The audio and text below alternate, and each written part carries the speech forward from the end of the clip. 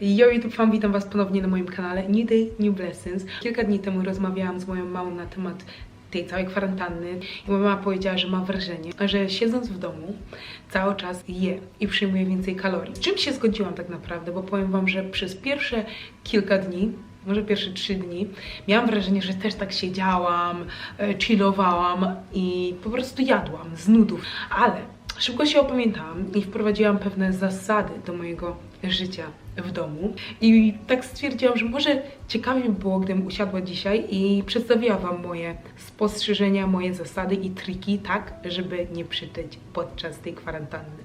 Więc może zacznijmy od pierwszej zasady. Zacznę teraz od takiego banału. Pij wodę. Tak, pij wodę. Dlaczego? Oczywiście wszyscy wiemy o tym, jak ważna jest woda, że jest niezbędna dla naszego życia, dla naszego organizmu, że jest niezbędna w różnych procesach metabolicznych. Ale czy wiemy o tym, że pijąc wodę też możemy zmniejszyć kalorie spożywane w ciągu dnia? Czasami mylimy te sygnały, czasami myślimy, że jesteśmy głodni, a tak naprawdę tylko musimy się napić wody. Więc dobrze jest na przykład wypić taką szklankę wody i odczekać chwilę. Odczekać i później się zastanowić, ok, jeżeli jestem jeszcze głodny, głodna, to rzeczywiście wtedy sięgnąć po jakąś przekąskę, ale jeżeli nie jesteśmy głodni, to lepiej po prostu zamknąć tą lodówkę i po prostu zapomnieć o temacie. Przyznam się do tego, że czasami ja mam z tym problem. Ja mam problem z wypijaniem wystarczającej ilości wody, ale jedna rzecz, która mi pomaga, to z rana ostatnio staram się po prostu wypijać taki kieliszek wody, który mam z mojego NutriBullet. Staram się to pić i to jest już jakieś 500 ml albo coś w tym stylu.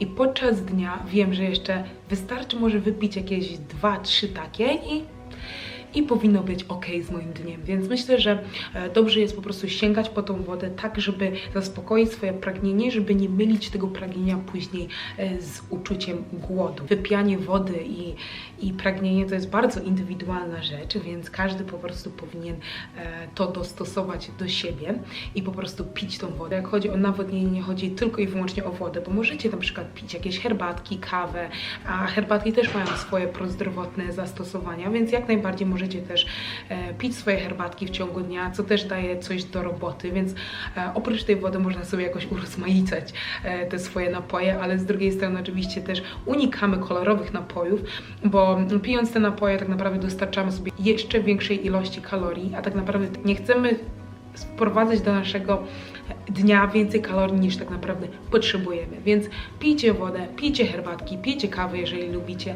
i na tym zakończycie swój dzień i może lampkę wina, jeżeli macie na to ochotę.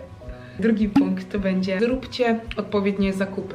Oczywiście zaopatrzcie się w zdrową żywność. Jeżeli macie zdrową żywność, zdrowe jedzenie w lodówce, to prawdopodobnie będziecie z tego korzystać, będziecie po to sięgać szybciej niż po jakieś bardziej przetworzone przekąski albo mniej odżywcze rzeczy, tak? Więc myślę, że dobrze jest się po prostu zaopatrzyć w takie przekąski, że w momencie, kiedy macie ochotę po prostu na jakąś przekąskę, żeby sięgnąć po coś zdrowszego. Dobrym rozwiązaniem są owoce, warzywa, orzechy, które są pełne błonnika. Orzechy są pełne białka i tłuszczów, co spowoduje, że nie dość, że dostarczamy sobie witamin, to dodatkowo jest poczucie takie sytości, a owoce i warzywa mają dużo błonnika, co też powoduje to, że czujemy się bardziej syci. Mamy teraz więcej czasu na naszych rękach, więc może to jest dobry pomysł, dobry czas, żeby zacząć eksperymentować w kuchni i zacząć gotować i zacząć tworzyć posiłki, które są bardziej odżywcze plus smaczne, bo myślę, że zdrowe jedzenie potrafi też być bardzo smaczne, tylko trzeba umiejętnie doprawiać wszystkie swoje potrawy, więc może być pysznie i zdrowo.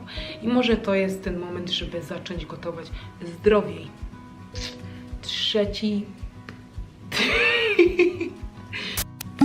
punkt to jest nic innego jak aktywność fizyczna. Oczywiście to, że podczas kwarantanny siłownie są zamknięte, to nie znaczy, że mamy siedzieć na naszych tyłkach i oglądać Netflixa całymi dniami i się w ogóle nie ruszać.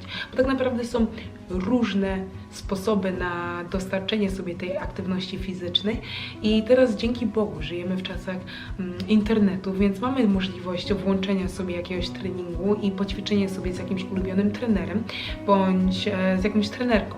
Więc są możliwości, a jeżeli nie lubicie robić takich home workouts albo domowych treningów, to zawsze możecie albo wyjść na jakiś spacer, jeżeli macie oczywiście możliwość zrobienia tego bez narażania się na kontakt z innymi ludźmi, albo jeżeli naprawdę nie chcecie skorzystać z żadnej z tych opcji, to zawsze możecie podczas oglądania jakiegoś serialu zrobić kilka pajacyków, kilka przysiadów, albo jeszcze jedno, możecie zawsze włączyć sobie muzykę i zacząć tańczyć.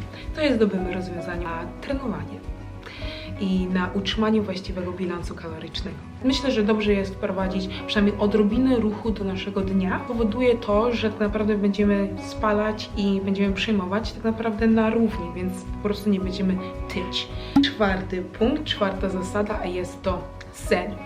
Wysypianie się. Wiemy, że sen jest bardzo ważny dla naszego organizmu, tak żeby zmniejszyć ilość kortyzolu, czyli hormonu stresu w naszym organizmie. Wiemy, że jak mamy podwyższony poziom tego kortyzolu, to mamy zmniejszoną odporność, ale oprócz tego też wpływa to na to, jak jemy. Bo jak się nie wysypiamy, tak naprawdę nasze hormony, które są odpowiedzialne za poczucie sytości i za poczucie głodu, są zaburzone, co powoduje to, że tak naprawdę później nie jesteśmy w stanie rozróżnić, czy jesteśmy głodni. A oczywiście jak jesteśmy zmęczeni, to też powoduje to, że mamy takie ciągotki do cukru.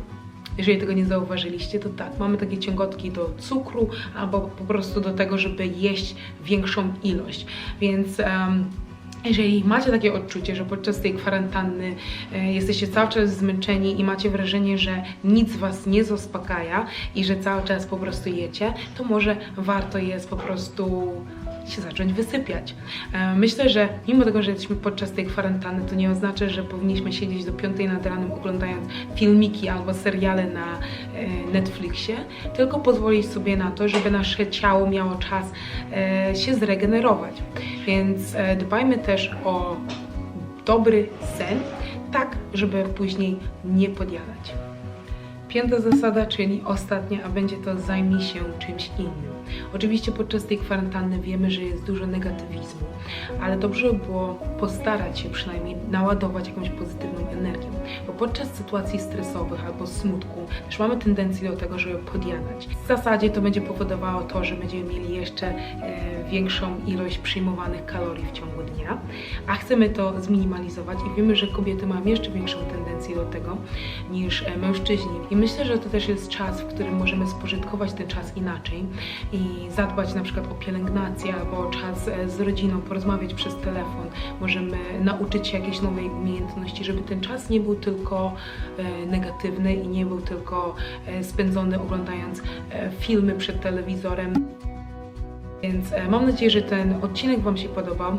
Koniecznie dajcie mi znać w komentarzach, czy skorzystacie z którejś z tych zasad, albo czy to było pomocne. I do zobaczenia w następnym odcinku. Bye!